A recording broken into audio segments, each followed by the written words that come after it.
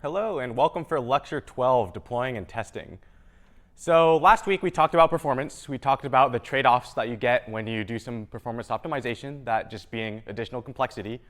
We talked about a couple different ways to test against performance, one being the React Native Perf Monitor. So it's built into your phone, and it allows you to see how many frames per second you run. We talked about the Chrome Performance Profiler, which actually runs your JavaScript code within Chrome and shows you a flame chart of all of the components that are rendering. We talked about a few different common inefficiencies that we see in React.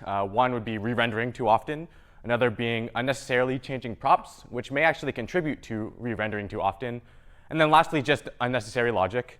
And then we ended the lecture with a demo of this animated API, which allows us to run some calculations on the native side of things rather than within JavaScript. So this week, we'll give a high-level talk about deploying apps. So the way that you deploy in Expo is by building the app locally and then uploading it to the store. So before you do that, you have to make sure to set the correct metadata in your app.json file. And you can find out exactly what those are at this Expo documentation link here. Then you go ahead and build the app using this command line utility called exp. It's basically just an alternative to the XDE because the XDE does not allow you to build the app within that GUI. The way to do this is to install the script. So you do npm install global exp, just like how you install a bunch of other libraries. You then build it by doing either build:iOS or exp build Android. What that does is it actually sends your JavaScript, your whole bundle actually, over to Expo's servers where it does the entire build, and then Expo uploads that build to S3. The way that you get that build onto your computer is to run this xbuild status, which if you run it while it's building, it'll let you know it's still building. But once it's done, it'll spit out a URL for you, which is a link to your app in Amazon's S3 storage system. And then you can just cut and paste that into a browser and go ahead and download that file. Then you can upload it to the appropriate store. So the way that you do that depends on whether you're doing iOS or Android. And here's a couple documentation links that talk you through that process. One great thing that you can do with Expo is to deploy new JavaScript by republishing. And that's called over-the-air updates. So you actually upload a new bundle because the way that your app works is it's really just a shell that's running JavaScript code. And so you can go ahead and download some new JavaScript from the web and run that as your application. And so by republishing from the XDE or using that exp script, you can deploy a new JavaScript bundle and push it over the air to your clients without having them re-download the app from the App Store itself. Though if you want to change any application metadata, like the name of it, then you're going to have to resubmit it to the store. So doing this over-the-air update thing is very, very powerful, but also slightly dangerous because you can actually upload JavaScript that crashes your app and doesn't work. And it won't actually be caught by the respective App Store people because they never see it. It just goes straight to the cloud, and then your users go ahead and download that. And so how do we ensure that everything works as expected before deploying? So you do that by testing. And so when we use the word testing, we generally are referring to automated testing as opposed to manual testing or doing quality assurance, whereby you just open up your app manually and play with all of the features that you have to make sure that they work appropriately. And so why might we want to do this? Well, as your application grows in size, manual testing gets more and more difficult. And more complexity means there are more points of failure. And so if you imagine if every single week you add 10 more features, that's growing linearly every week. And so even though you keep adding the same number of features every week, the amount that you have to test every week actually goes up by the integral of that. So you have a linear growth in the number of features that you have to test every single week. So by adding a test suite, you can ensure that you catch all of your bugs before they get shipped. Because the last thing that you want to do is actually upload some broken code, because then all of your users will get a broken app. But how do we know which parts of our app to test? there's this theoretical structure called the test pyramid, and that determines a methodology for determining test scale or granularity. So at the very bottom of the pyramid is what's called a unit test, and this tests individual unit of code, and generally that's either a function or a class or a method. Then you have integration or service tests, which allow you to test the integration of multiple of these pieces of code and how they work together. And this is completely independent of the UI. Which brings us to the last one, the UI test, or end-to-end. And this allows us to test a feature thoroughly, including the UI, and network calls and everything. So it's basically from one end of your code all the way to the other, basically what a user would be doing themselves. So how are we going to write some unit tests? And so as we talked about on the last slide, this is testing an individual unit of code, like a function or a class or a method. One great thing about unit tests is they're very, very granular, so you know exactly where your code is breaking. And that makes it very easy to tell what you need to go fix. And so the very most basic unit test is just a function that lets you know when any behavior is unexpected. And so let's go ahead and write our first unit test. So I'm going to make a new directory called testing, and inside that we're going to go ahead and write our first test. And so let's write a very simple function, maybe something like sum. And what sum does is it's just a function that takes a couple of numbers. Let's do function sum that takes an x and a y. And let's just return the sum of those two numbers. So return x plus y. So pretty simple. I'm pretty confident that this code does what I think it does. But let's go ahead and write some tests anyway. And so how might we go about doing that?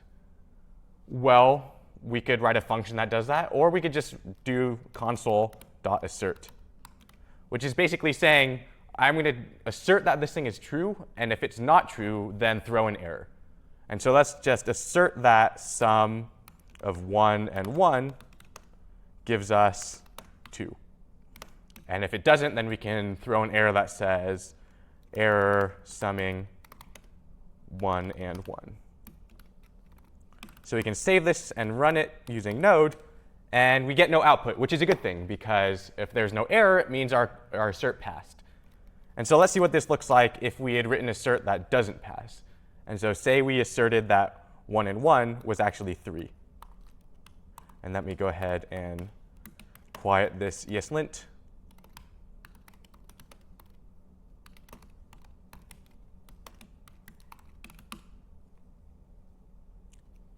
So if I now assert that sum of 1 and 1 is 3, then when we run this, we get an assertion error. It says assertion error, error summing 1 and 1. And so we just effectively wrote our very first test. So let's first fix this. And make sure it passes. And maybe write a couple other tests. We can do console.assert that summing 0 and 0 gives us 0.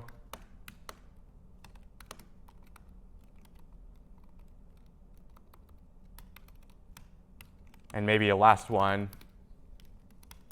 that summing 20 and 30 gives us 50.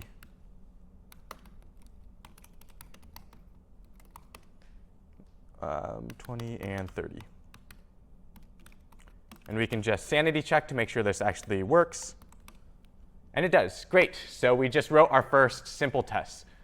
And so one thing that you may notice is that we have our tests directly in the same file as our actual functions. And so if we were to write something like add with the x and y, or not add, but maybe multiply, now if we want to add test to this, we're going to have to add some console.asserts, and suddenly this single file starts to get a little bit noisy. And so just like we've done in other examples, we might want to start breaking out things into separate files. And so maybe the test should not be in the same exact file as the functions. Maybe we should add it to its own test file. And so let's go ahead and do that here. So Let's save that and then create a new file called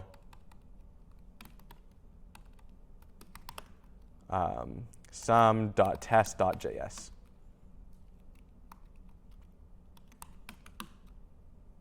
And let's just move all of our certs over to this file.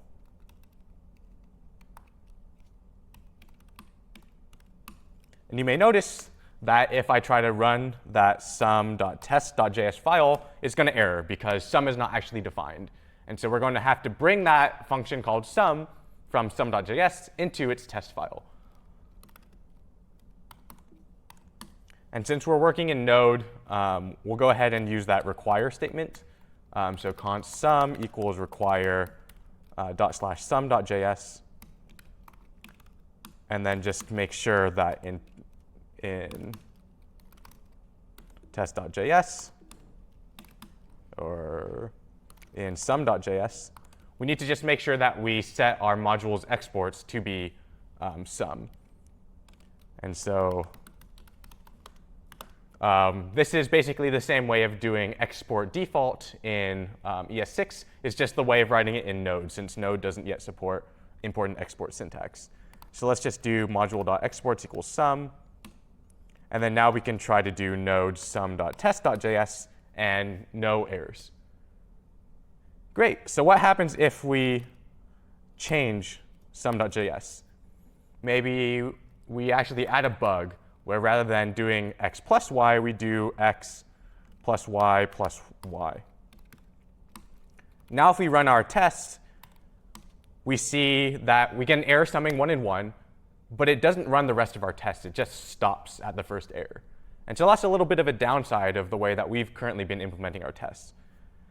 And so there are these things called testing frameworks that give you additional benefits.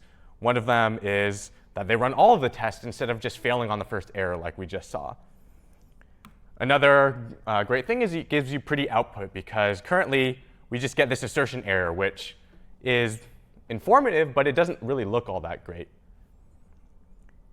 It also has this cool benefit where it can automatically watch for any changes in our application. So as we change our logic, the test can run automatically without us having to remember to run them before even checking them in or sending them in a new deploy. And lastly, they give you these things called mocked functions, which we'll take a look at in a little bit. So the testing framework that we're going to be looking at this lecture is called Jest. And so if you look up Jest, what you see is this thing called delightful JavaScript testing, which is a bold claim, but we'll see that it is pretty great to work with. So this is a testing framework written by our friends at Facebook, so the same people who wrote React Native. And the way to install it is doing npm install --save dev jest.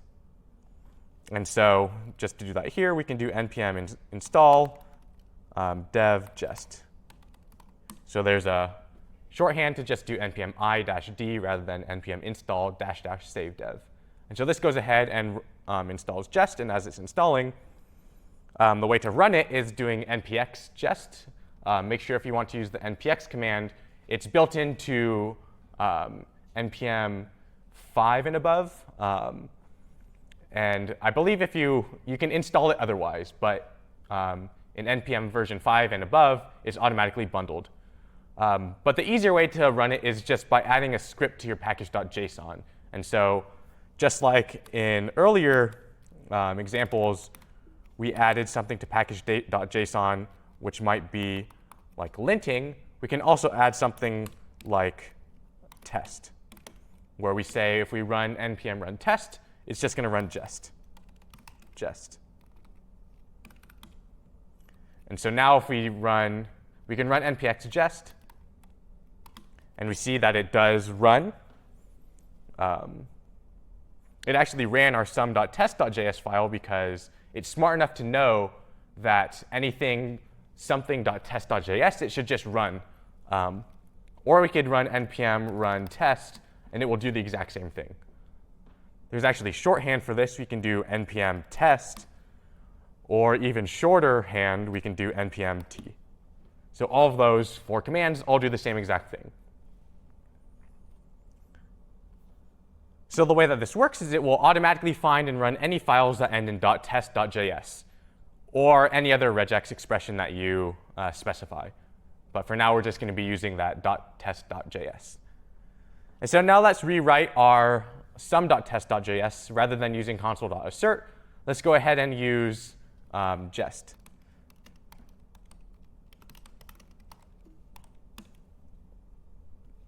So the way that we do this is we just replace that console.assert with jest.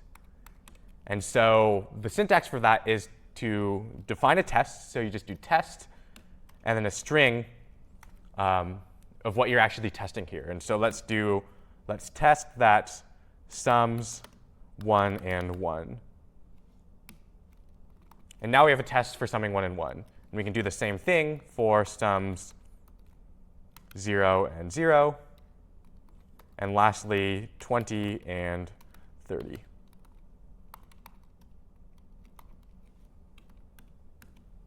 And if we now run this, we see that it will find the tests. And it just skips all of them because we didn't actually specify what they're supposed to do, but it went ahead and found all 3 of the tests.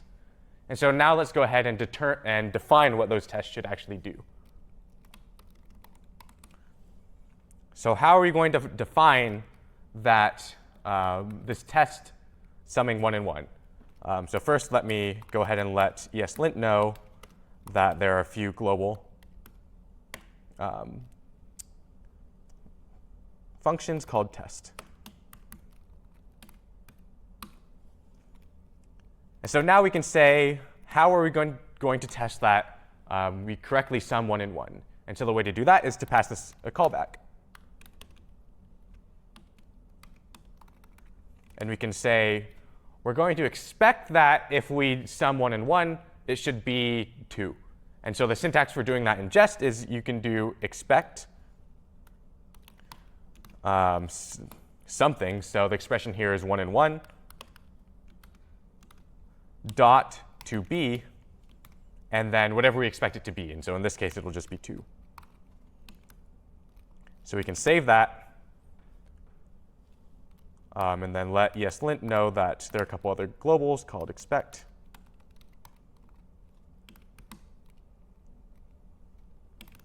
And then now if we run this, we can see that it finds it, and it runs here. We expected it to be 2. We got 3. Why is that? Because a while back, in order to show that we can fail a test, we actually changed our implementation of sum. And so we should probably fix that to make it correct. So great, our test caught a logical bug. So now let's go ahead and run npm test again, and we'll see that now it passes, and it gives us a nice little green check mark next to our sums 1 and 1 test. So let's go ahead and add the rest of our tests. So here we expect this to have a value as well.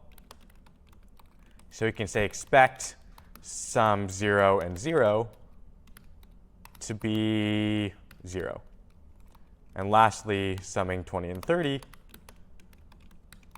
we expect that if we sum 20 and 30, we expect that to be 50. And so now our tests are actually a little bit more readable. You can basically just read the code, and you have the tests. So test that it sums 1 and 1. How do we do that? Well, we expect the sum of 1 and 1 to be 2. So it reads almost like English. So let's go ahead and run all of these. And we see that all 3 pass here. And so I talked about how jest can automatically watch all these files, but I haven't been doing it. I've been quitting my file, then rerunning npm test. And so let's also add a script that allows us to watch the files. So the way to do that is we can just do npm test and then pass it a command line flag called watch. And we'll go ahead and run jest watch for us. And now it'll run it. Let me first quit and create a separate pane.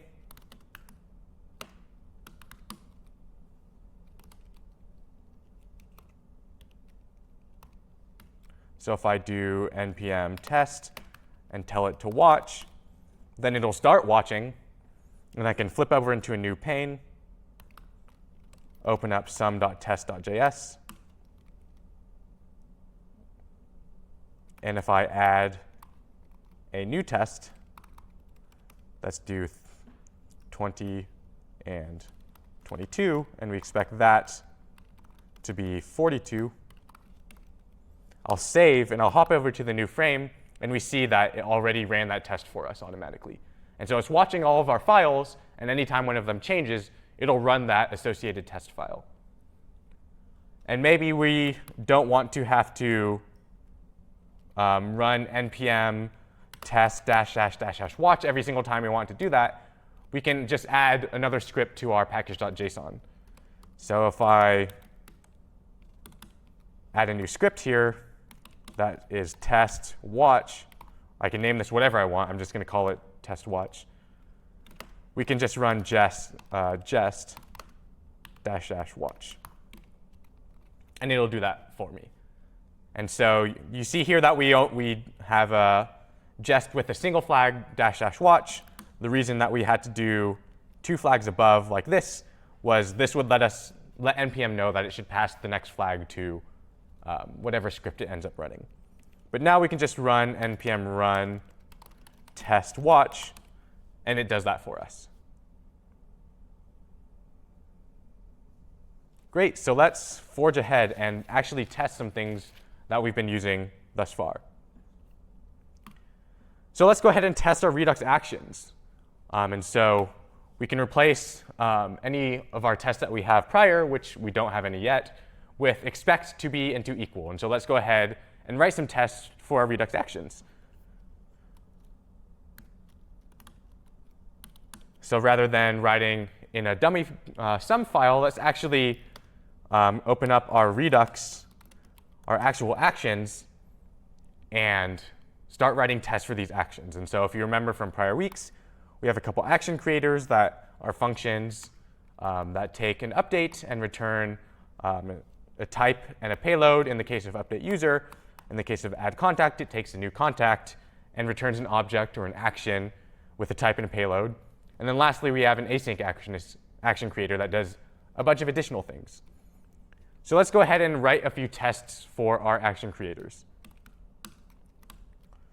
So let's first open an actions.test.js file. And now let's write some tests for our Redux actions. And so what's the first one that we want to test? So let's just remember which exist. So the first one we're going to test is this simple update user. And so let's go ahead and first import. Let's just import all of our actions. So import everything as an object called actions from this file called actions. And then let's do some testing. So let's do tests that update user returns the correct an action. And how are we going to do that? Well, it's just a function. Let's invoke update user. So let's expect that if we invoke update user, and what update are we going to pass? Let's just pass the name should be updated to test name. And what do we expect that to be? Well, we expect it to be an object that has a type of actions.updateUser and a payload of name test name.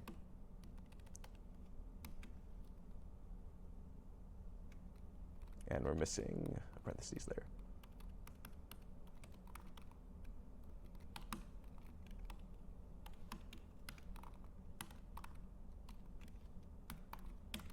Great, so let's run this test and see what happens.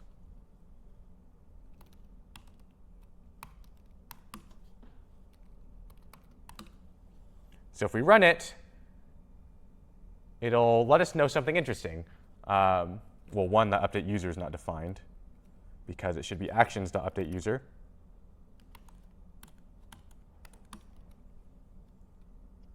So since we're importing all of the actions as an option or as an object called actions, if we want to use updateUser, we need to do actions.updateUser. And while we're at it, let's let ESLint know that there are a few globals called test and expect. And now let's rerun those tests. And now it will tell us something interesting. It says,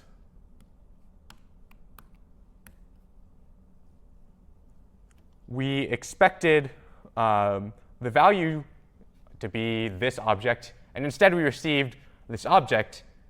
And you might notice that these two objects are exactly the same, character for character. And so why might it have errored? So if you remember back to an early lecture, we talked about how to compare objects. And the way, if you compare objects with triple equals, what does it do? It doesn't compare the key value, all of those values within the object. It actually just checks if the two objects are being referenced in the same location. Because anything that is a non-primitive is stored via reference. And so since we created a new object in our .2b in our test file, we see, oh, object is equality. They're not referencing the exact same object. And it actually lets us know, hey, the compared values have no visual difference, meaning they're basically the same object here. Looks like you probably wanted to test for the object array equality, which is, we should probably use toEqual, which actually does that check and will check the key value pairs rather than just checking the reference. And so let's go ahead and update our code so that it's actually correctly checking what we want it to check. So let's now do actions.test.js. And rather than using .2b here, let's use toEqual. And now let's run npm test. And we should see that now it actually does indeed pass. Great. So let's add a few more tests.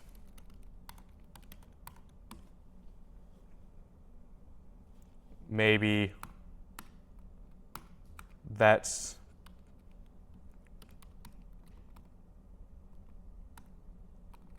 pass a different name here. Maybe we'll update a phone number. And let's make it some bogus phone number. And then we want to change the payload here to be that phone. And what do you notice that I'm doing right here?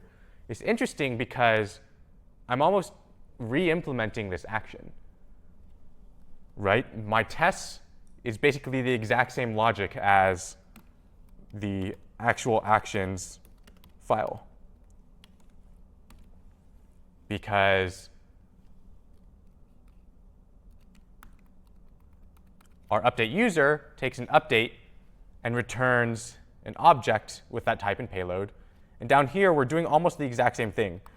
We're doing an action with this and checking against an object with a type and a payload. And so we're almost word for word just re-implementing that exact function, which isn't really great in terms of testing, because if we're testing a function by running a function that we implemented in the exact same way, if there's a bug in the first function, of course there's going to be a bug in the test function, and so we won't actually catch any bugs that we might have intended to catch.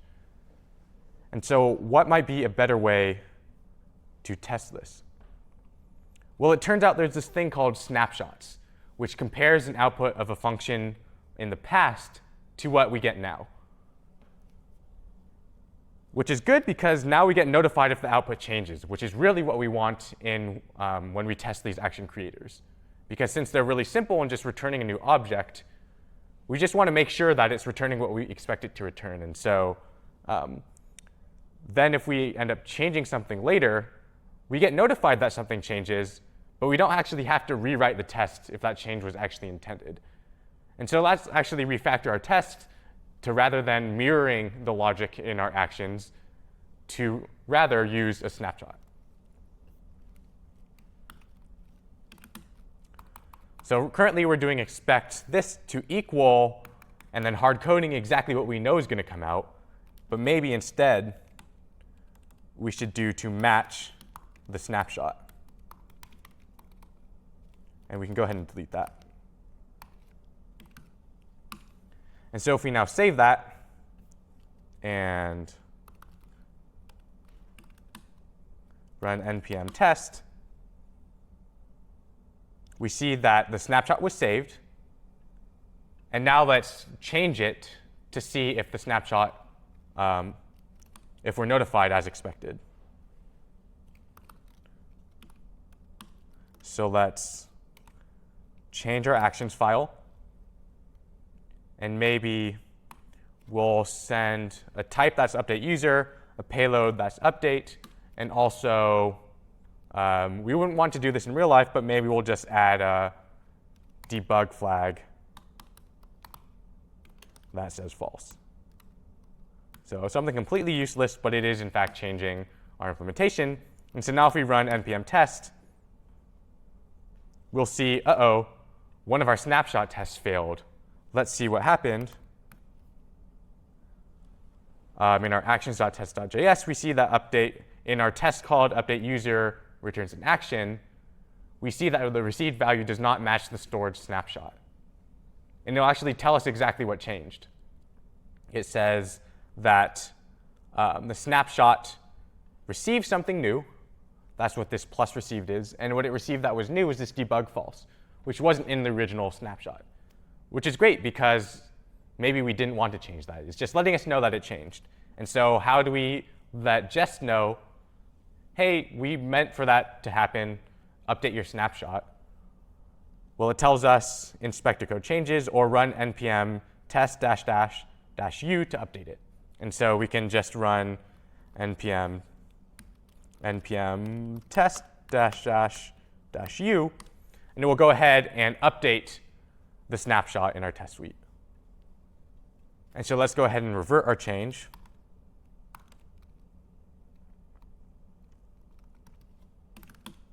And now again, if we test, what do we expect to happen? Well, we changed something, so the snapshot test should fail. If we go read what failed, it says, oh, now this is minus, it's gone, and we expected it to be there. We can let Jest know, oh, by the way, we meant for that to happen, so -u update your snapshots accordingly. And now if we run npm test, after updating, everything passes and all is good in the world. Great, so now let's add a few more tests just to make sure everything's working as expected.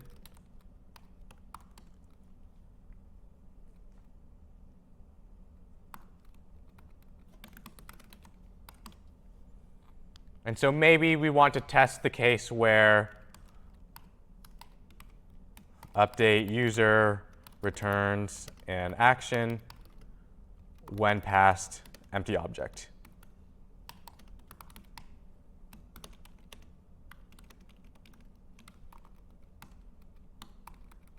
And we can just cut and paste this. And rather than passing an object here, we can just pass an empty object, and we expect it to match whatever the snapshot was. And so maybe we also want to test a case where you pass an empty name. And so let's do name is empty. And so now you're starting to see a bunch of very similar tests, and maybe there's a better way to go ahead and group them together. And it turns out there is. You can describe a group of actions, and Jest will automatically group them for you. And so the way to do that is, let's first look at the output of this. It just lets us know that some tests are passing. But maybe let's add a logical group of tests together. So let's do actions.test.js and group these very similar tests together. And so now let's describe a group of tests. And so this one is update user returns actions. And it takes a callback just like the other tests.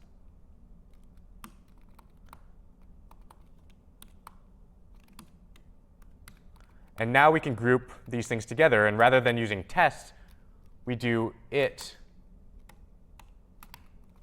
And what does it do? It returns an action, or it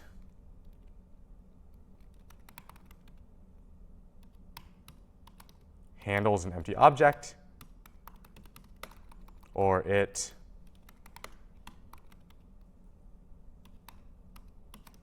handles an empty name.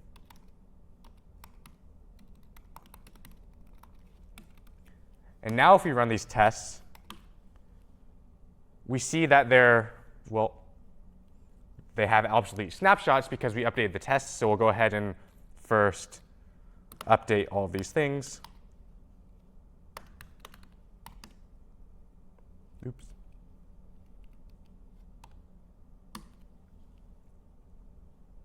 And now it works. But it's not giving me the pretty output. Let me see why not. Oh, we should run our watch mode.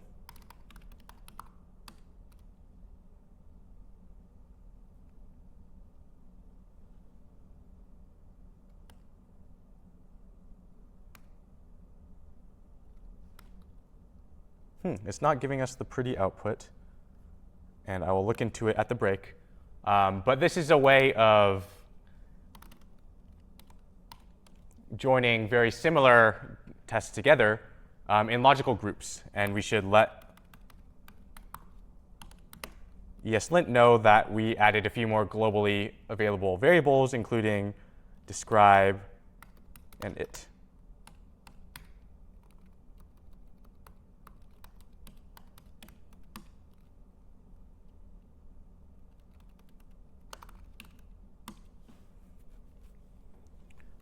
Great. So now let's take a look at trying to test a more complicated action. So what happens if we want to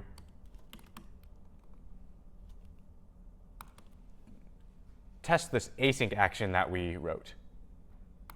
It's a lot more complicated than the simple actions that just took a single argument and immediately returned a new object. This one's doing a few different other things. And so how might we go ahead and do this? Well, one, it's async, so that might be a bit of a difficulty.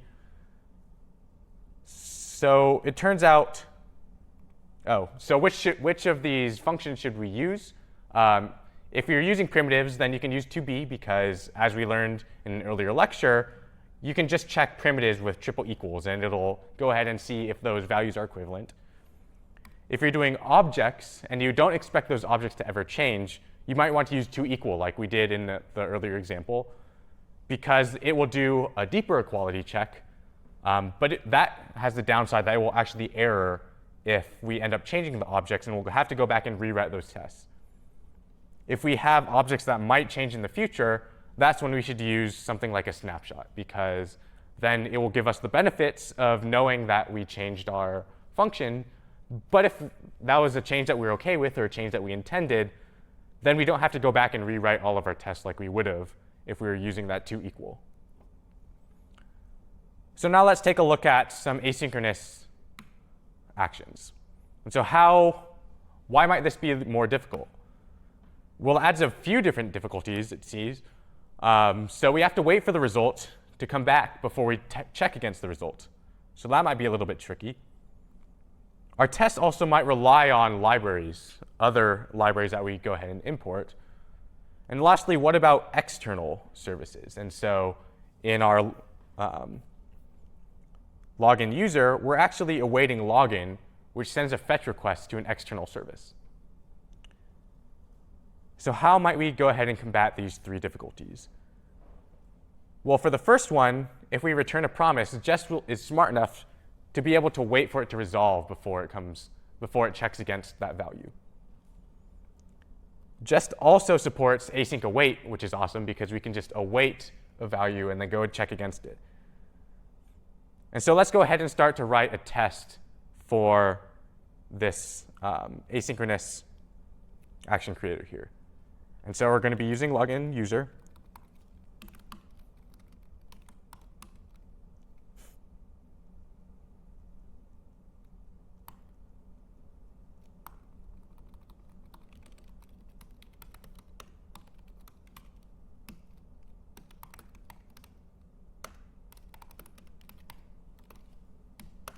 And let's describe a group of tests to see if login user returns the actions that we want it to.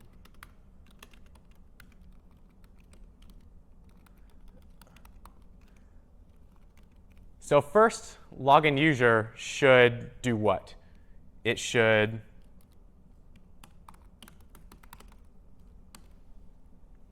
dispatch an action that the login is sent. Then it's going to try to do something by awaiting a login. And then it's going to dispatch something else.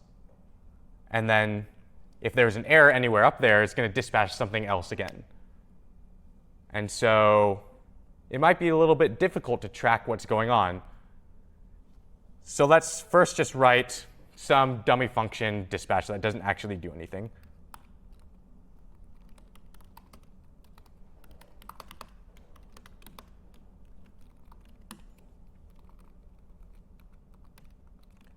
Then we can, if we wanted, we could await login user. But what happens then? If we run this,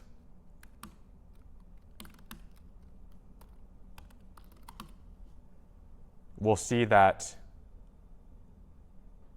await is a reserved word. So what do we have to do if we're ever going to use that await keyword?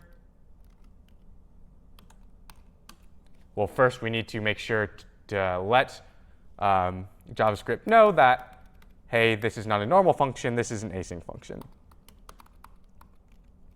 And so now we can invoke login user with whatever we want. So the username and password, and then also pass it dispatch.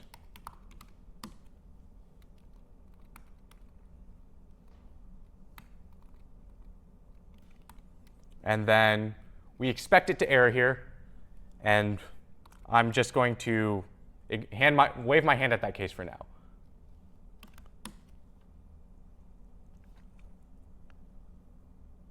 So right now, for this function called dispatch, we don't really know what to do with this. In our actual application, what happens in this particular action? Well, we have that Redux Thunk middleware, which handles passing that dispatch function in for us, and will dispatch those actions to the store on our behalf. But in our particular unit test here, we don't really have access to that store. We don't want to rely on these external libraries in order to run this code here, which is that second difficulty here. And so how might we go about that? Right now we just wrote a dummy function, but certainly there's a better way to do this.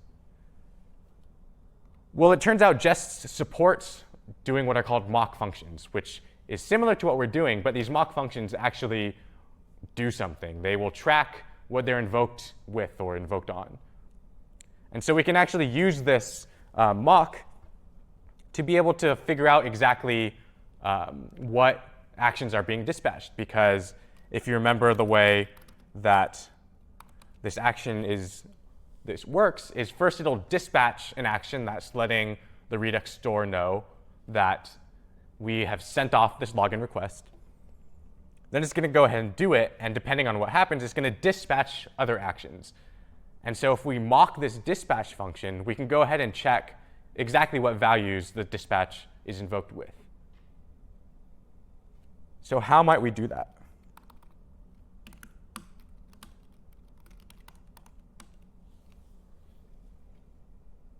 So rather than, this should be actions.loginuser.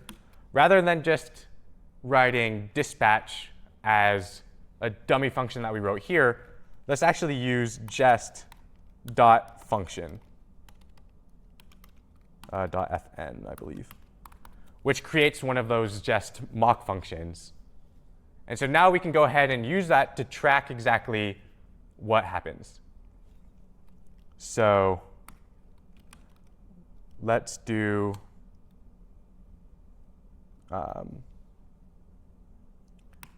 it. So let's test that it dispatches the login sent action correctly. And how are we going to test for that? Well, first we're going to create that dummy function, that mock function by jest. Then let's go ahead and kick off the action here. And so let's just write mock dispatch so that we can remember what that is. So great, we created a mock dispatch function. We go ahead and pass it in as the mock dispatch in our login actions. And how are we going to check to see exactly what happened? Well, it turns out attached to mock dispatch, we can see all of the things that it was invoked on. So first, let me fix this. This should be an async function, and this no longer needs to be an async function. So how might we want to check to see what the mock dispatch was called on? Well, it turns out we can check. We can see mock dispatch dot. Let me check the documentation really quick. Mock calls. And what that does is it's all of the calls that the mock function was invoked on.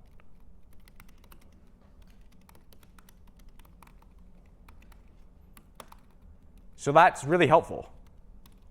Why is that helpful? We can just see if that dispatch was invoked with the action that we were expecting it to be invoked with. So let's just console log that for now.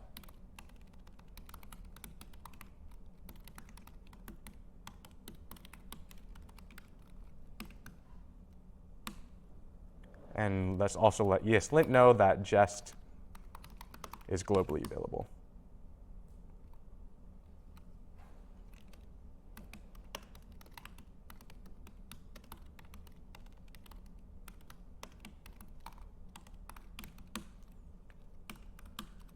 So now let's run npm test.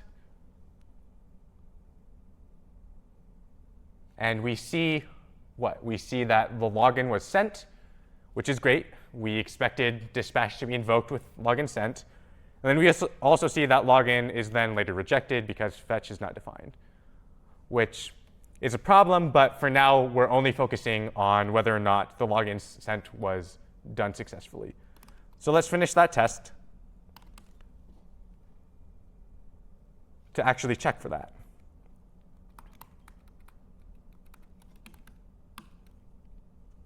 So rather than console.logging the mock dispatch.mock.calls, we can actually expect it to be some value.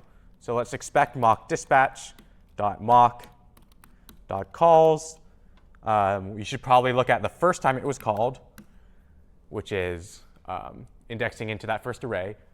And let's also look at the first value or the first argument that it was invoked with. And so let's index into that.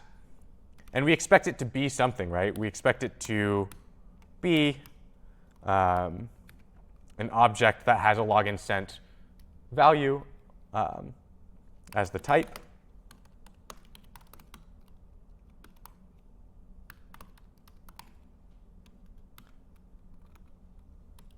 And what's going to happen when we run this? Does anybody know?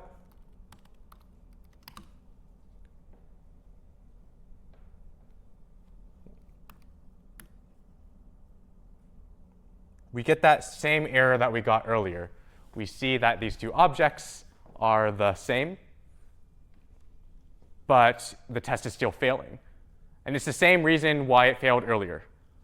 The two values have no visual difference, but we are checking their reference. And since we just created that second object, obviously those the references aren't going to match. And so rather than using to be, what should we do instead? Well, we should probably use that dot to equal.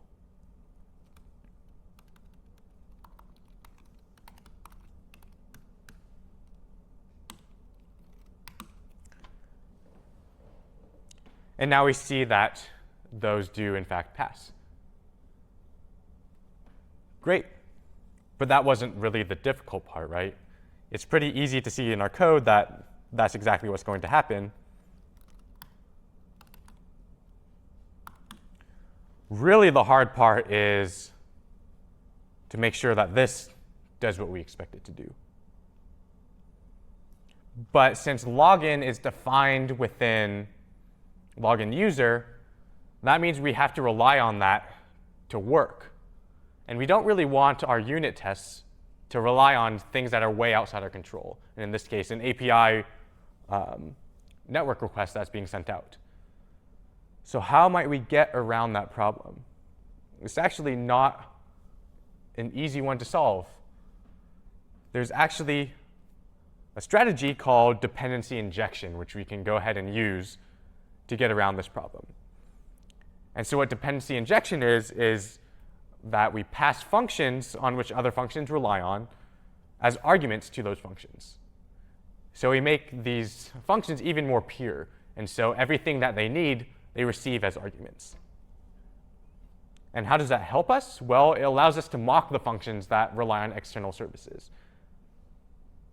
which is pretty nifty. So rather than using login here, we can make this pure by taking login, the login function, as an argument in our login user. But what did we just do? We changed, well, we didn't actually change anything yet. If we use it here, now we've gone and changed the way that you're supposed to use the login user function, which means we broke backwards compatibility, which means every single time we use this login user function in our entire app, we now have to go and fix, which is not really fun. So how might we get around that? So what happens every time currently in our app we want to use login user? Right now we pass two arguments, username and password, and in no places do we pass a third argument because we weren't supposed to. And so if we know that we're never going to pass a third argument, we can have some sort of default argument that it falls back on. And so one thing that we could do is we could do const login or const real login function is either the login function if it's passed, so if so, otherwise the login that we imported at the top of the file here,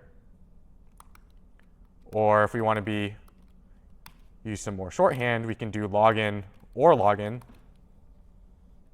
or we can rely on a JavaScript feature called default function values. So if nothing is passed as the argument, a third argument here, we can have a default value be login, which means expect to get a username and a password in the login function. And if you receive undefined for this third value, then use this default value instead. And now we've added dependency injection, but we haven't actually changed our login function, our login user function, I should say. Because everywhere that we use it in our app, we pass two arguments, and this login function will always fall back to the default, which is the login function, which we imported up here. And so that will always be used here, and so it does exactly what it did before. But now in our tests, we can go ahead and add a mock function for login. So let's go ahead and do that.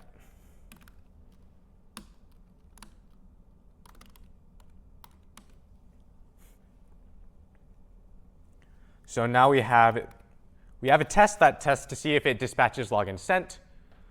We can add now a test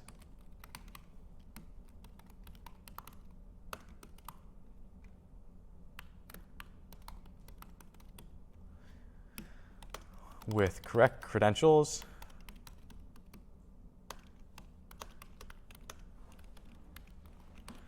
So now let's make sure that if we pass the correct credentials, we get in, we get the login fulfilled.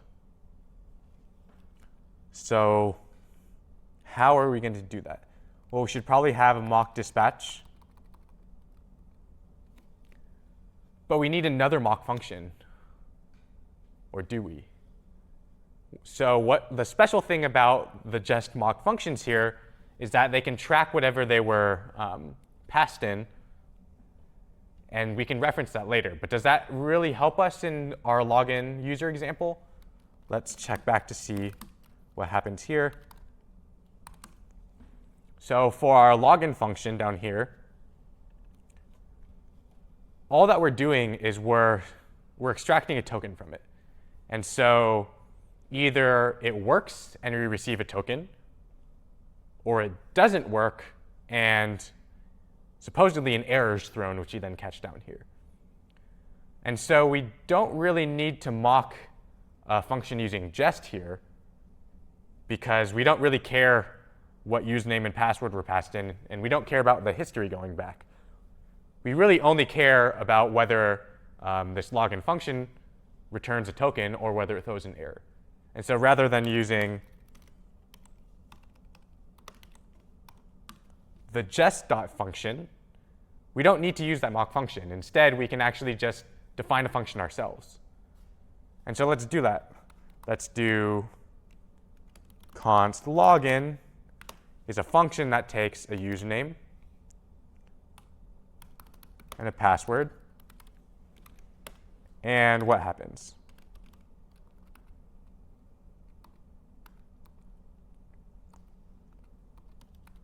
So if the username is username,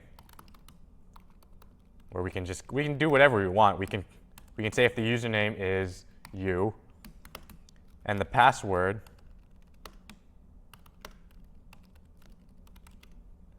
is p, then what do we want to do? We want to return a token. So this is a test token. Otherwise, what do we want to do? Well, it should throw an error, right? So we can throw new error, incorrect credentials. So let's clean this up.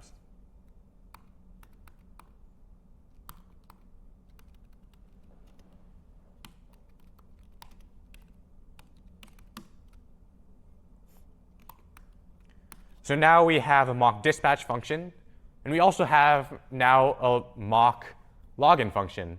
And when I say mock, it's not actually a just mock function. It's just a function that we defined. And so now we can actually test this. We can say const token is await login username and passwords. So rather than writing that out, let's just do expect that if we invoke the actions.login user, let's actually just do exactly what we did up here. So let's await actions.login user. Let's invoke with the username and password credentials that we know are correct, u and p. So let's do u here and p here. And then what do we also have to pass into this function? Well, we need to pass in the login function that it should be using. And so we just wrote it here. So let's also pass in the login. Let's just call it mock login so we know it's a mock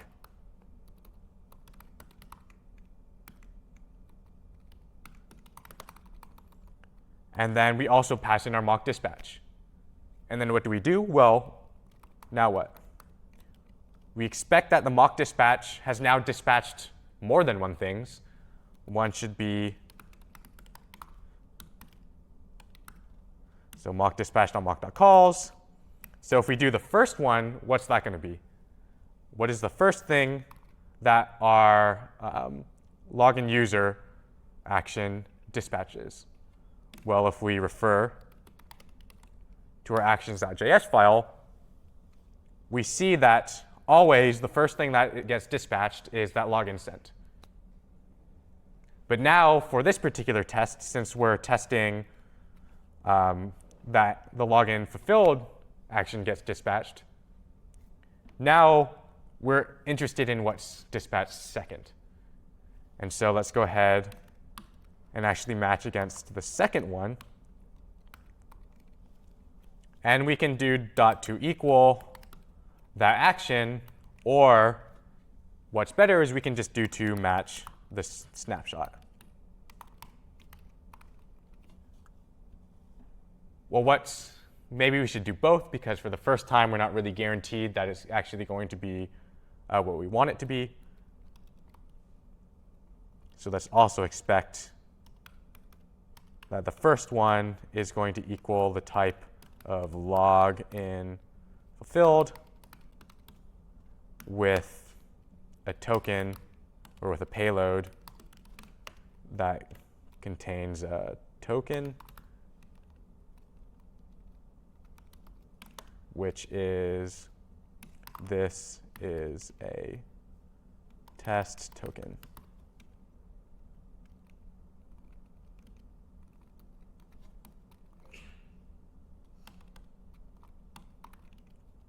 And now, assuming there are no syntax errors, that should be what we expect it to be. So let's go ahead and just run these tests.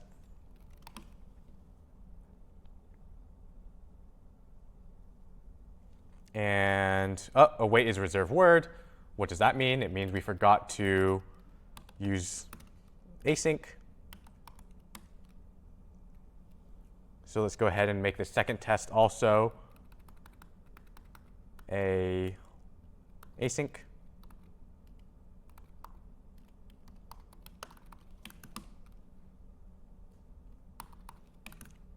And now we can see whether or not our test passes. It does not.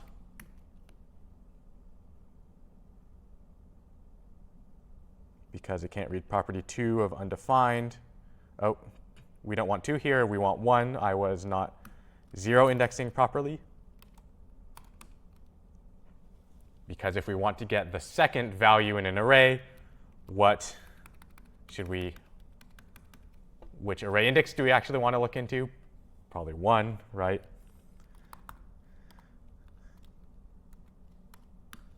Great, so now, there is also a bug.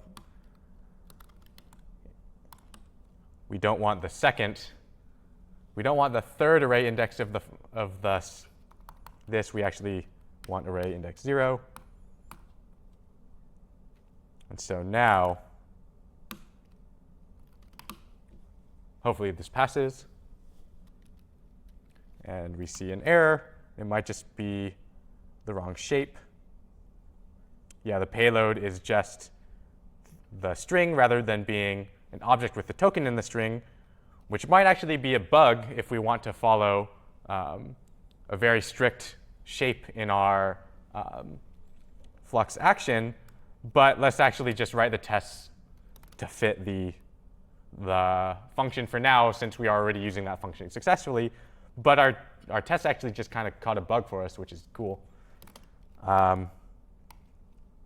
So let's go ahead and just update our test so that it passes. So rather than having the payload be an object with a key called token, we just pass in the token as the payload. And now we'll see that the test passes correctly. Awesome. So let's quickly handle our last case. We want to ensure that we dispatch login rejected if we try to log in with the incorrect credentials. So we can move that mock login function outside so we can use it again.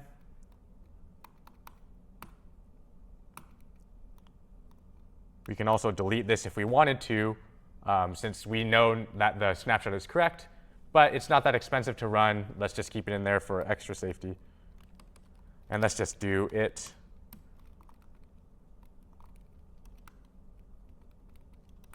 dispatches login rejected.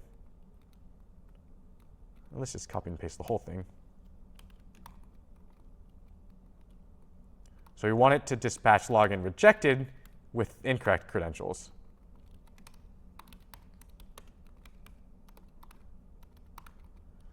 And so now let's just pass in empty string and empty string.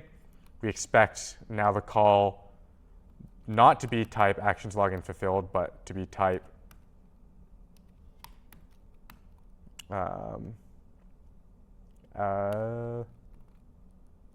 login rejected.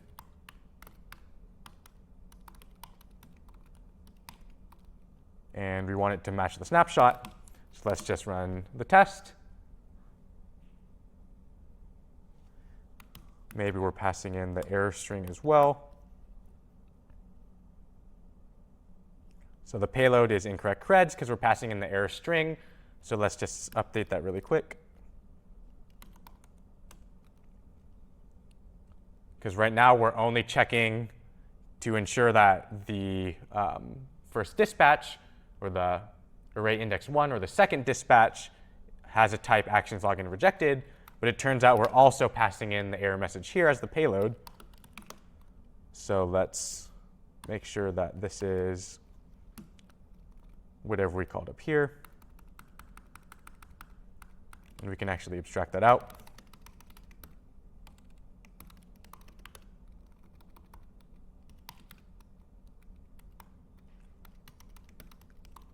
So let's ensure that the payload is the error message.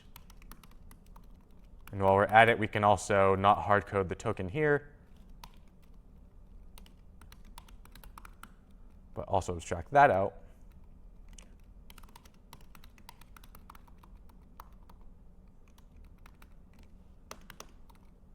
So now we're guaranteed that whatever fake token we return from the mock login on successful is the exact string that we're checking against in the payload eventually in our test. So that's just abstracting it out so that we're not hard coding things everywhere. And so now let's run our tests. And hopefully every single one will pass. Great, so let's take a short break. And when we come back, we'll see how to test some more complicated structures. Hello and welcome back. So before the break, we were talking about testing and how to test things like simple Redux actions and also things like asynchronous Redux actions. And a great question came up during break, and it was, hey, how come our tests look like very similar to the functions that we've implemented? And is it really testing what it should be testing? Because it's basically just implementing the function that we're testing. And let me show you an explanation. So in our particular login user function here, there are really only two possible paths for our code to take. Either the login succeeds and we fulfill that login, or the login fails and the login is rejected. And so you can think of it as like a tree of the possible different ways this code can happen, or just a tree of all the possibilities. And so there are really just two code paths. Either first you dispatch login sent, and then you dispatch login fulfilled, or you dispatch login sent, and then you dispatch login rejected. So there are really only two branches. And so in our tests, we're actually testing three different things. We're testing first that we do what the first line here where we test whether the login is sent. And then we test both of the branches. So either this branch is taken and we fulfill the login, or this branch is taken, and we reject the login. And in this particular test here, we're testing that bottom branch, whether or not oops, I need to scroll down a little bit.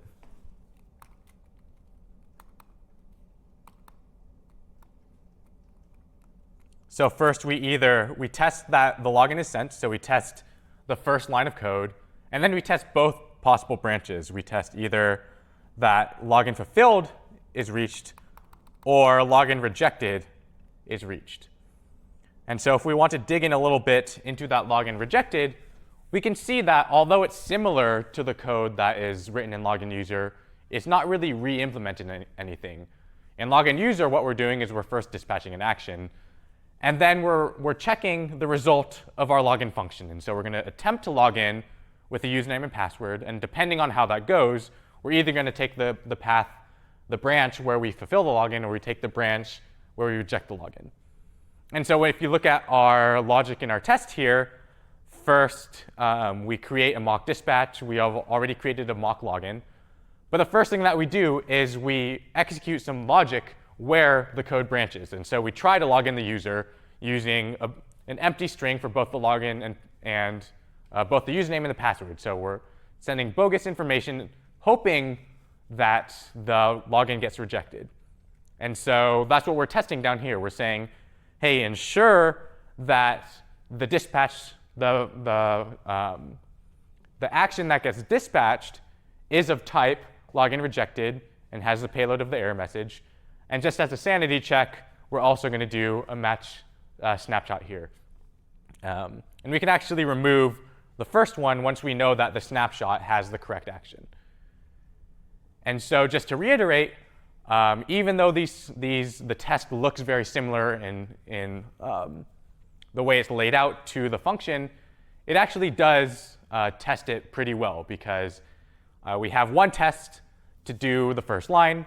Then we have two separate tests to test either branch of the possibility where really the only logic lies, whether we log in successfully or unsuccessfully. So yeah, hopefully that addresses the question that came up. And now let's forge ahead. One more thing to note, I was curious earlier why our tests weren't being enumerated when we run npm test. It's because if you run npm test, or if you run jest with a flag called verbose, that's what triggers all of the tests to be enumerated. And so if we run with that -- verbose flag, we then see all of the groupings that we dictated in our test files. And so we see in actions.test.js, we see the first describe block, which describes the update user returning actions. And then for each it block, we see those strings being repeated here. And so the first it returns an action, and then it handles an empty object, and then it handles an empty name. And we see that they all executed correct with that green check mark there. We see the second group here. And we also see all of the tests that we specified in sum.test.js. And so these were not grouped using a describe block like these ones. They were just using that test function. And so they show just as separate tests here. And so if we wanted to show that entire enumeration of all the tests every time we run npm test, then we need to change our package.json to ensure that that flag is passed. And so test, we should do -- verbose here, and also here. So now when we run npm test, we'll see that all of the tests are enumerated for us. Cool, so we talked about a lot of different unit tests and how we would test our actions. And so now let's test something a little bit more involved. So let's test our Redux reducers.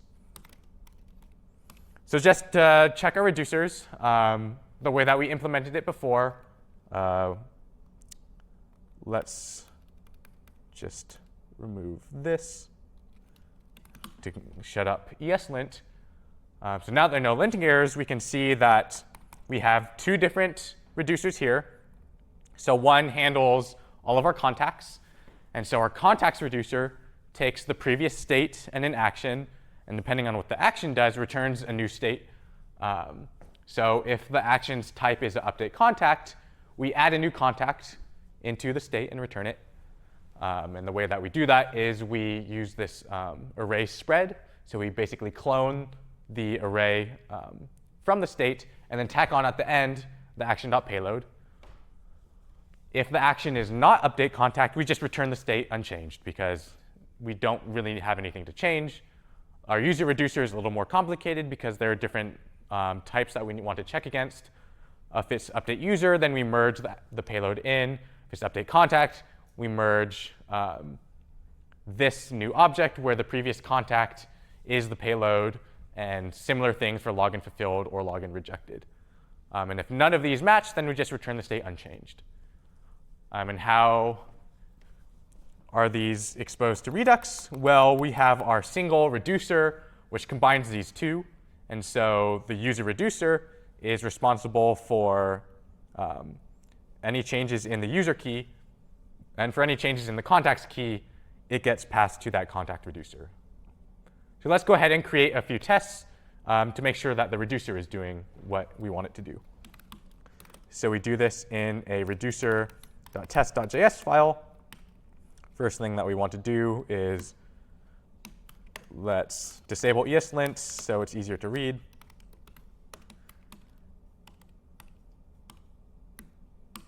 And let's import the reducer.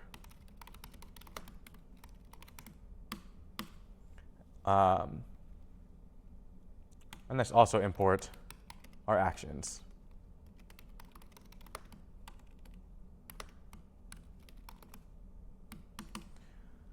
Cool, so let's just pick a couple things at random to test for. In reality, we'd want to test all of our functionality in Reducer, but since we don't have time for all of that, let's just check a couple things. Let's just check contact reducer. If we add a new contact, let's ensure that it makes it into our state. So let's do describe the contact reducer.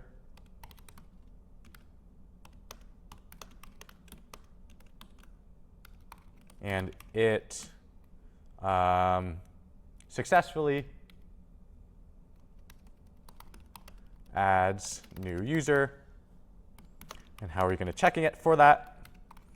Well, first we should expect the result of passing in user reducer or the reducer.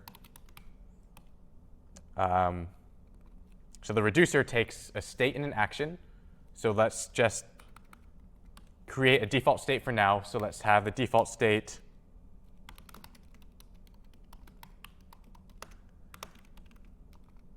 just be, let's have the user be an empty object and contacts be an empty array. And so we should pass the reducer in an initial state. So let's pass the default state here. And it should take an action as well. And so let's just pull in an action creator from our actions file. And I believe it's called add user. And let's add a user with a name of test user and a phone of that. And expect it to just match the snapshot, to match snapshot. This might actually be called add contact.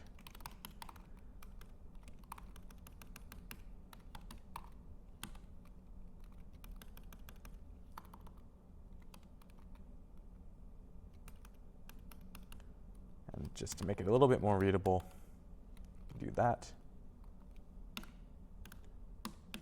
And now let's also run our test in watch mode so we can see what happens as we write them.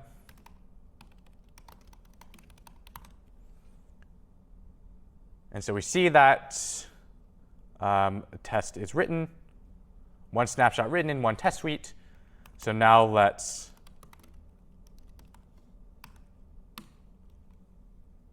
let's change this to make sure the snapshot is what we want it to be. So let's test user exclamation point, save that. The snapshot test should fail.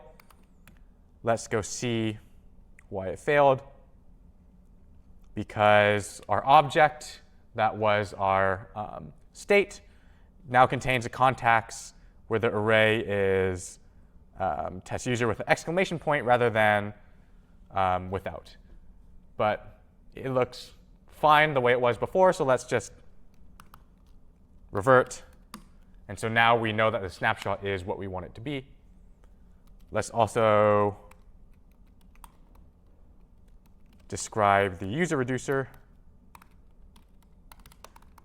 And that's successfully updates user. So let's expect the user. If we pass in the default state, let's try to update the user. Maybe that's called update user.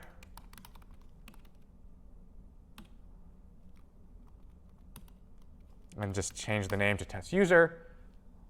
Let's see what the tests have to say. One snapshot written. We can see exactly what the snapshot is. We can open up the snapshot file, or we can just change this really quick so that the diff shows. We can see that now the snapshot test fails as expected because now the user, the name is test user with the exclamation point. It was fine the way it was before, so let's just revert. And now our test should pass because the snapshot matches the snapshot that it was before. And it does indeed pass. Great. So now we've gone and tested our reducer.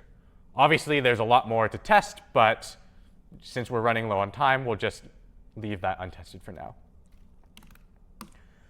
So now we've basically tested everything in Redux, but we're yet to actually touch any React or React Native.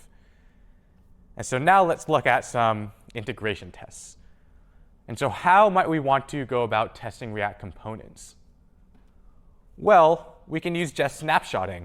Just like we were snapshotting and looking at any diffs between what changed in the output of the reducers or any of the actions, we can also use the snapshot feature to test the output of React components rendering. And so how are we going to render React outside of the context of our application? Well, it turns out React allows us to do that by using this React test renderer, which is maintained by the React team. It allows us to just render components outside the context of an application. And so the docs are here if you want to look at them, but we'll be using that in the demo. One additional thing is that now we're going to need to configure Jest a little bit more so that it worked with React. It turns out the Expo team has done this for us. Jest Expo has all of the configuration we need, and we can just look at the docs here to see how to use that. So let's just take a quick peek. We can see that we need to run npm install Jest Expo and save dev. So let's go ahead and do that. And while it installs, we can also see that we need to add a little bit to our package.json. We already have a test script, but we need to add a Jest key that lets Jest know to use the configuration preset specified within Jest Expo. So let's just cut and paste this into our package.json.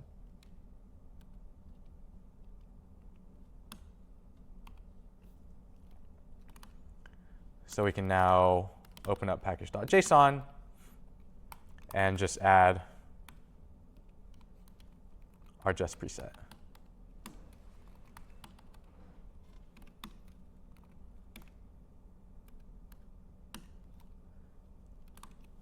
So now, in theory, we are all ready to try our integration tests. And so now let's actually try this thing called test-driven development. And so there's another question that came up during break that was, hey, it looks like we wrote our entire app, and now we're writing tests after the fact. Is that what we should be doing? It turns out there's actually a strategy to writing tests and writing code, and it's called test-driven development, whereby the tests drive what you should be implementing. And as long as you know exactly what you want to be implementing, you can write the test first and then implement the components or whatever you're implementing such that it fulfills all of the tests. And so the tests are less tests and more the specification. Or in other words, what should this function or what should this component be doing? And so let's actually write a simple button component and use test-driven development to do so. So let's just make a components directory. And let's actually write the test file first. So let's do my button.test.js and shut up ESLint for now. And that's first we're going to want to import my button from a file that we haven't yet written, but it'll be eventually written in my button. And what do we want to do? Well, first we should describe it.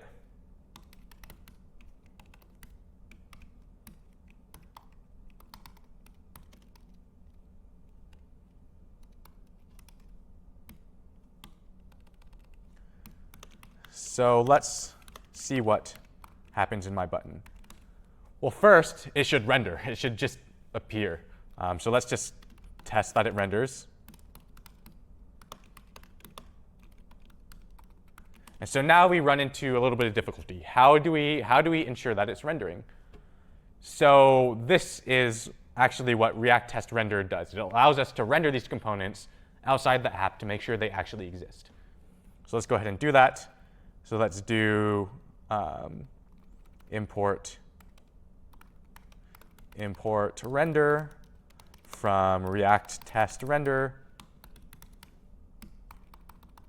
And we can do const button is render dot create.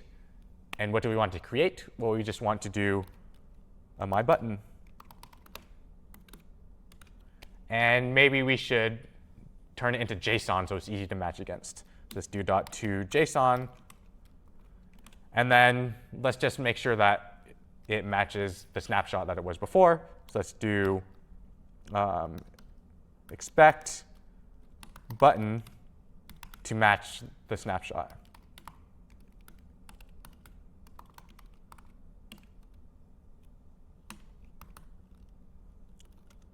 And now let's run our tests in watch mode so we can actually implement the button as we go. So it looks like it's erroring. The test failed. Why did it fail? Well, obviously, it can't find my button because we haven't even written the file yet. So let's go ahead and do that. So let's open up my button.js. And let's just do export default empty. Just an empty function. We'll save that. We'll see what the tests have to say. OK, now different error. Renders, it failed. React isn't defined. Maybe we should import React from React.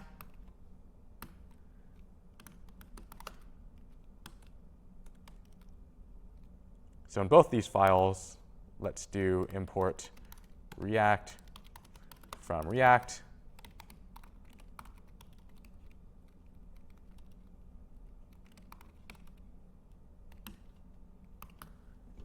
And now the tests run again, and another one fails. What happened here? Well, it didn't actually render. Invariant violation. We wanted a component, but nothing was returned from render. Well, great. Our test caught an error, so it's not actually rendering anything. So now let's actually render a button.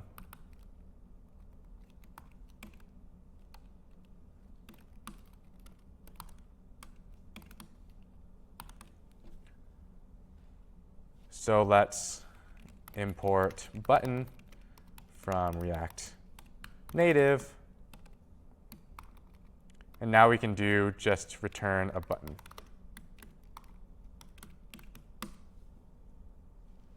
And now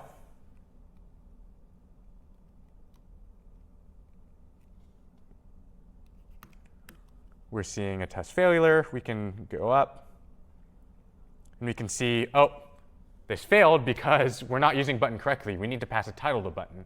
OK, so our test is still failing. Let's go back and fix that. So we can say the title should be, I don't know, test button. And maybe let's also get ahead and pass on press as some empty function, because that's also something that's required. And now, look, it passed. Yay. Our first test, which is just saying the button should render, it now passed. The button did, in fact, render. And so now let's try to add one more feature.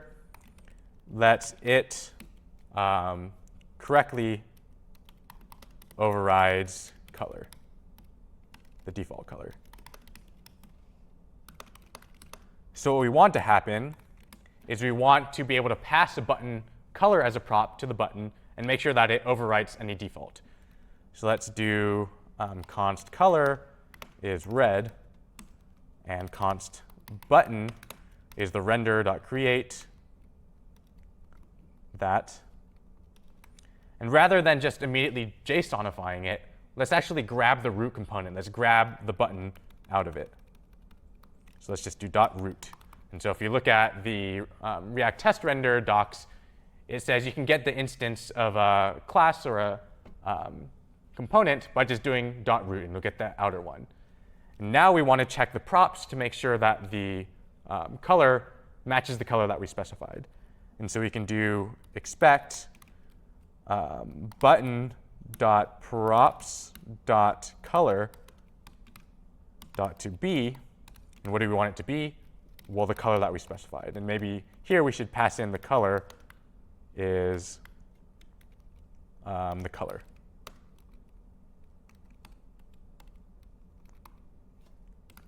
So now let's run this.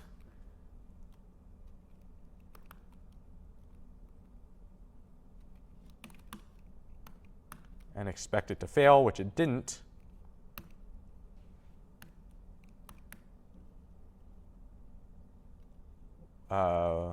Interesting. Let me make sure I'm using it correctly.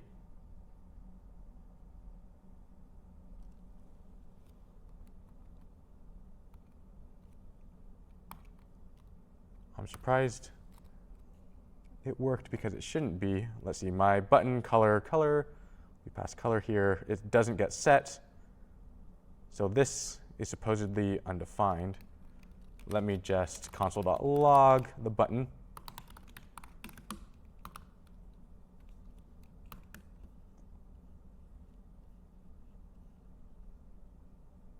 Let me console.log the button's props.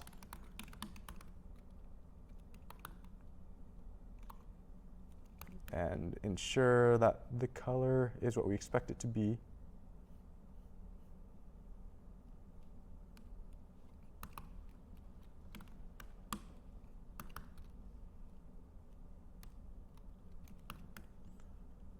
So it's receiving color red, which is interesting.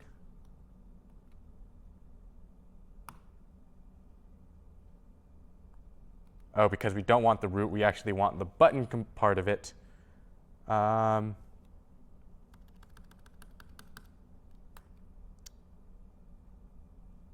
So the reason that it's failing is because we're not grabbing the correct part, the correct component here. But since we're running low on time, I will just write it up at home and post it. But let me just move on so that we can get to the rest of the lecture first. And so assuming that this code works, we can see that by writing the test before that we write the code, we can start to write a spec that allows us to then implement whatever component or function we want to implement the spec that we described. And so we can use integration tests like these snapshot tests here to ensure that our app retains all of its features and we don't break any features as we start to add new things. And so how can we tell how much of our app is actually being tested? Because right now, we can kind of remember, oh, we tested Redux, we tested this button, we haven't really touched the app, we haven't touched any screens. So we can kind of keep track in our head, but there's no real way for us right now to know exactly how we do that. And it turns out there's actually a metric. It's called code coverage. And so this is a metric for tracking how well tested an application is. And there's a few different numbers. One is statements, or in other words, how many statements in this program have been executed. Another is branches. And so just like we were discussing before with a couple different possible code paths in our reducer or our action, this is the metric for that. It's how many of the possible code paths in all of our application have been executed or have been tested. Another one is functions, meaning we have n functions in our app. How many of them are actually tested? And lastly, just straight lines of code. So out of all of the lines in our code in our app, how many have actually been executed by our tests? And so how do we get this coverage report? Well, it turns out we just pass another flag to Jest. We can just pass -- coverage, and it will let us know all of these numbers. And so we can do npm test -- coverage to pass that in, and it will run all of our tests. And at the very end, output a table. And if I zoom out so that it formats correctly, we can see all of the numbers here. So we can see all of the files that we've tested. And so we tested api.js. We tested mybutton.js. We tested actions. We tested reducer. And in here, it tells us exactly how many of those, each metric, have we actually tested. And so in sum.js, if you remember, it was just a single function that returned the sum of two numbers. It turns out with the test that we wrote, we hit 100% of the statements, 100% of the branches, 100% of the functions, and every single line as well. But for the things less tested, like our reducer, just like I mentioned, oh, we're going to not test these sections of the reducer, we see that only 85.71% of the statements are tested, which equates to 78% of the branches. But every single function was tested, because if you remember, there's just the user reducer, the context reducer, and the reducer, and maybe a merge function. But we ended up invoking every single function, so 100% of those are tested. But we only ended up touching 83.33% of the lines of code. And we can see that lines 19, 20, 21 were not actually tested. And then for the things that we really didn't test at all, we see some very low numbers. And so that is the code coverage report for the test that we just wrote. And so we've talked about unit tests and we've talked about integration tests. But what about end-to-end tests? And so unfortunately, currently, there's no real easy way to run automated end-to-end tests in React Native. But there's a great work in progress by Wix. And so the company Wix is writing this library called Detox, which actually handles end-to-end testing in React Native. If you want to check it out, the GitHub link is here. There's also a GitHub link where Brent started putting together integration between Expo and Wix Detox tests. But right now, it really lacks Android support. And so it's not quite ready to test your apps. But I encourage you to follow this along with this project just because it allows you to do really cool things like this. And so you see here, it's automatically downloading a bunch of stuff. It's going to run the app. And it's going to just zip through the app, testing all of your features as if it were a user running the application. And so this is truly end-to-end because it basically simulates an end user lifting up the app and testing all of the functionality very deeply. And so everything, all of the code that executes in order to do a certain feature is executed by this Detox application. And lastly, I just wanted to give some thanks to everybody who's been helping out with this course, to the CS50 team, including David, the production team, and everybody else who just made this possible. And then good luck on your final projects. I'm really excited to see what you all build. And thank you for joining us for this semester.